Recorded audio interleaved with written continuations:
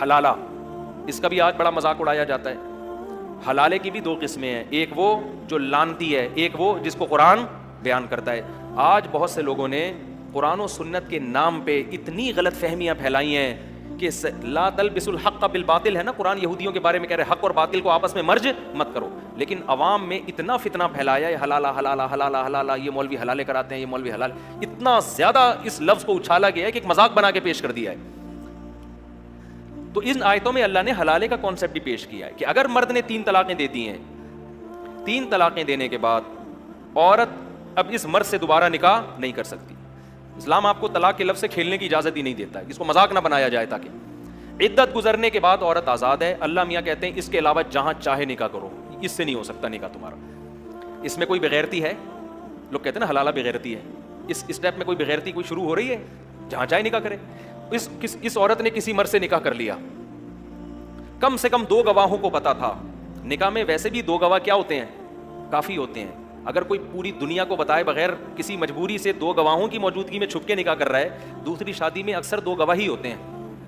ان کو پتا ہے 2 کے 4 ہو گئے نا تو 4 پورے محلے کو بتا کے پٹوا کے ہونے ہی نہیں دیں گے. گواہ جہاں آ گئے وہاں بغیرتی ختم. 2 بندے ہیں، پکڑا جاؤں گا تو بتا دوں گا بھائی یہ 2 میری شادی پہ کیا ہیں؟ گواہ ہیں. اگر کسی عورت نے 2 گواہوں کی موجودگی میں کسی مرد سے نکاح کر لیا تو یہ مرد اس کا شوہر ہے. اس شوہر کا اس عورت کے قریب آنا بغیرتی نہیں. یہ شوہر اس کے قریب آیا، اس سے ہم بستری کی، کوئی بغیرتی نہیں ہے. لوگ اس کو یہ تعبیر کرتے ہیں ایک کی بیوی دوسرے کے بستر کی زینت بن رہی ہے. ابے اس کی بیوی ہے نہیں ہے، صحیح ہے نا، وہ تو طلاق دے دی، ختم ہو گیا اس کا رشتہ. ابھی اپنے شوہر کے گھر میں ہے. یہ ہم بستری کرنے کے بعد عورت کو یہ اختیار ہے کہ اسی کے ساتھ زندگی گزارے. اور جیسے حضرت جمیلہ کو اپنے شوہر پسند نہیں آئے، ان کا ارادہ تھا کہ میں شوہر بدل لوں، تو اگر اس عورت کو بھی خیال آتا ہے کہ بھائی میرا پہلے والا شوہر مجھے یاد آ رہا ہے، میرے چھوٹے چھوٹے بچے ہیں، اگر میں اس شوہر سے طلاق لے لوں اور میں پہلے والے سے نکاح کر لوں تو اس طلاق کے مطالبے میں بھی نہ کوئی بغیرتی ہے نہ کوئی شریعت کی طرف سے پابندی، کیونکہ اس طلاق کی بھی کوئی بیس ہے اور عورت اس پہ مجبور بھی نہیں ہے. بھائی اس کو کس نے کہا مجبور؟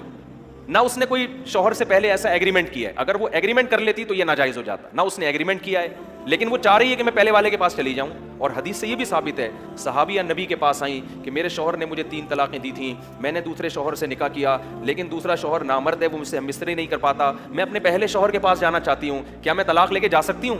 تو نبی نے تو یہ نہیں کہا یہ تو تم بڑی بے شرمی کی معاذ اللہ بات کر رہی ہو، تم اس سے طلاق لے کے دوبارہ پہلے والے کے، یہ تو غیرت کے خلاف ہے. کوئی غیرت کے خلاف نہیں ہے. ان کو بھائی پہلا شوہر یاد آ رہا ہے، ان کو احساس ہو گیا غلطی میری تھی. تو اب یہاں اگر عورت اس دوسرے شوہر سے طلاق کا مطالبہ کرتی ہے، شوہر ہم نبی نے تو فرمایا نہیں جا سکتی کیونکہ میاں بیوی میں ریلیشن نہیں ہوا. تو اب اگر یہ خاتون اپنے شوہر سے طلاق کا مطالبہ کر لیتی ہیں، وہ اگر کہتا ہے میں طلاق نہیں دوں گا، اب دوبارہ مطالبہ کرنا کیا ہے؟ بغیرتی. جب وہ نہیں چھوڑنا چاہ رہا تو اس شوہر کا حق، ابے بھائی جس کے پاس رہتی ہے اس کا حق ہے، یہ پرانے والے کا حق ہے، جو رہ رہی ہے اس کا حق ہے نا. اب اس کو خوش رکھو، وہ دے دے تو اس کی مرضی ہے، نہیں دے تو بس صبر کرو. اس کو تنگ، اس کو بولو بس ٹھیک ہے میں آپ کے ساتھ خوش. لیکن اگر وہ دے دیتا ہے، وہ کہتا ہے یار نہیں رہنا چاہتی تو میں کیوں رکھوں، اس میں بھی کوئی بغیرتی بولو نہیں ہے. پھر اگر یہ طلاق دیتے دوسرا دے دے، پھر یہ عدت گزارے، عدت گزارنے کے بعد ساری دنیا میں جس مرد سے چاہے یہ نکاح کرے، اس میں کوئی بغیرتی نہیں ہے. جب ساری دنیا میں جس مرد سے چاہے نکاح کرنے میں بغیرتی نہیں ہے تو اپنے بچوں کے باپ سے نکاح کرنے میں کیوں بغیرتی ہے؟ نہیں یاری میرا خیال ہے بات سمجھ. وہ اس مرد کو اس لیے ترجیح دے رہی بھائی یہ میرے بچوں کا کیا ہے؟ باپ ہے. اور آئندہ اس نکاح میں طلاق کا امکان بھی کم ہے کیونکہ حلالے کا جو مقصد تھا وہ حاصل ہو گیا ہے. عورت کو بھی احساس ہو گیا اور مرد کو بھی احساس ہو جائے گا. اور مرد بھی پابند نہیں ہے دوبارہ اس سے شادی کرے. وہ کیا میں نہیں کر رہا، میں نے تو تمہیں چھوڑا اس لیے تھوڑی تھا کہ میں کروں گا تم سے نکاح. لیکن آج اس کو بھی لوگوں نے کیا بنا کے پیش کر دیا ہے؟ ایک مذاق بنا دیا ہے. یہ عورت پہ ظلم اس وقت ہوتا جب اسلام عورت کو مجبور کرتا کہ تم نے یہ سب کچھ کرنا ہے. تمہارے شوہر نے 3 طلاقیں دی ہیں، لہذا عدت گزارو گی، تم دوسرے شوہر کے پاس جاؤ گی، وہ تم سے ریلیشن قائم کرے گا، پھر وہ تمہیں طلاق دے گا، پھر تم عدت گزارو گی، پھر پہلے سے نکاح کرو گی. اسلام نے کسی اسٹیپ میں عورت کو کہیں بھی مجبور نہیں کیا. ایک پابندی لگائی ہے، پرانے والے کے پاس نہیں جا سکتی، بس جہاں چاہو شادی کرو، اسی کے ساتھ رہو. طلاق لینی ہے نہیں لینی تمہیں اختیار ہے، لے لیتی ہیں اس کے بعد دوبارہ پرانے سے کرو، نئے سے کرو یا کسی سے بھی نہ کرو، یہ سب تمہیں اختیارات ہیں. تو مجبور کہاں کیا اسلام نے عورت کو اس میں؟ لیکن غیر مسلم بھی اس کو ایک تماشا بنا کے پیش کرتے ہیں اور جو آج کل کے اسکالرز ہیں جن کو اسلام کا پتہ نہیں ہے وہ علماء کا مذاق اڑاتے ہیں, تو حقیقت میں وہ کس کا مذاق اڑا رہے ہیں؟ قرآن کا. اب سوال یہ پیدا ہوتا ہے اسلام نے یہ رکھا کیوں ہے؟ اسلام نے طلاق کی روک تھام کے لیے رکھا ہے تاکہ لوگ طلاق کے لفظ کو مذاق نہ بنائیں.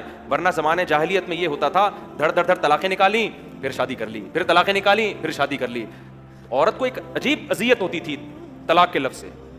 تو معاشرے میں چند لوگ عبرت کا نشان بنتے ہیں, 10 آدمی عبرت کا نشان بنتے ہیں, اور 10,000 کو ان کے عمل سے عبرت حاصل ہوتی ہے کہ یہ لفظ زبان سے نکالنے کا نہیں, اس کی اللہ کی نظر میں بڑی بھاری اس کی حیثیت ہے. یہ لفظ نکلے گا تو اتنے آرام سے بیگم ریورس نہیں ہوگی, سوچے گا 100 دفعہ. اسی وجہ سے اللہ کے انہی احکامات کی برکت ہے کہ طلاق کا لفظ بہت آسان مگر طلاق کا ریشو بہت کم ہے اسلامی معاشرے میں. یہ انہی احکامات کا نتیجہ ہے. اور جن معاشرے میں 3 طلاقوں کو ایک قرار دینے کا رواج ہے نا, ان میں دھڑا دھڑ طلاقیں ہوتی ہیں, کیونکہ ان کو پتہ ہے جب چاہو جہاں سے چاہو فتویٰ مل جائے گا اپنی مرضی کا. تو یہ دوسرا حکم ہے. سمجھ میں آ گیا کیا ہو گیا بھائی؟ یہ سورہ بقرہ میں اللہ نے عائلی قوانین میں کون سا حکم بیان کیا؟ دوسرا حکم. تیسرا حکم قرآن بیان کرتا ہے سورہ بقرہ میں, جو آج ہمارے معاشرے میں ہوتا ہے. قرآن کہہ رہا ہے کہ طلاق کے بعد لا تضار والدۃ بولدہا ولا مولود لہ بولدہ, بچے کی وجہ سے نہ بچے کے باپ کو نقصان پہنچایا جائے گا نہ بچے کی ماں کو. آپ الگ ہو گئے, بچہ دونوں کا ہے.